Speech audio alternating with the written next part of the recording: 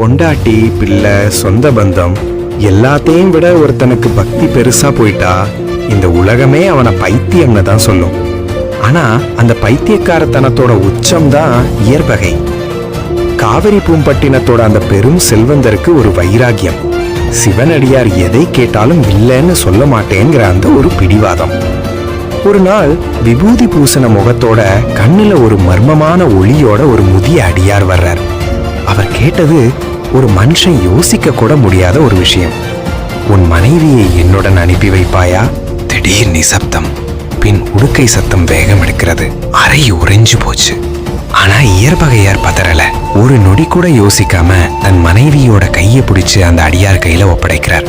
அவருக்கு உலக நீதி முக்கியம் இல்ல, அடியாரோட சொல்லே வேதம். ஆனா இவங்க வீட்டை விட்டு வெளியே வந்தப்போ ஊரே ரத்த வெறியோட நிக்குது.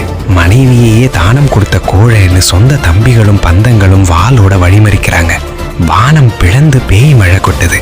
மின்னல் வெளிச்சத்துல இயற்பகையார் ஒரு ரத்த வேட்டைக்காரனா மாறுகிறார். அடியார பாதுகாக்க தன் சொந்த ரத்தத்தையே வாளால வெட்டி சாய்க்கிறார். பெண்டாட்டி மேல இருக்கிற காமத்தை விட ஆண்டவன் மேல இருக்கிற அன்புதான் பெருசுன்னு அந்த மழையில நிரூபிச்சார். ஊர் எல்லையை தாண்டி அந்த இருண்ட காட்டு பாதையில வரும்போது அந்த அடியார் சொல்றார், இனி நீ திரும்பி போ, பின்னால் திரும்பி பார்க்காதேன்னு. எல்லாத்தையும் இழந்த அந்த பக்தன் சுட்டு கண்ணீர் இல்லாம நடக்க தொடங்குறார். அப்போதான் அந்த தாரை இதப்பட்டை அடிர வைக்கும் குரல் கேக்குது. இயற்பகையே நில், இங்கே வா. மெய் சிலிர்க்க வைக்கும் தெய்வீக கொயர் உச்சத்தை அடைகிறது. அவர் திரும்பி பார்க்கிறார். அங்கே அடியார் இல்ல.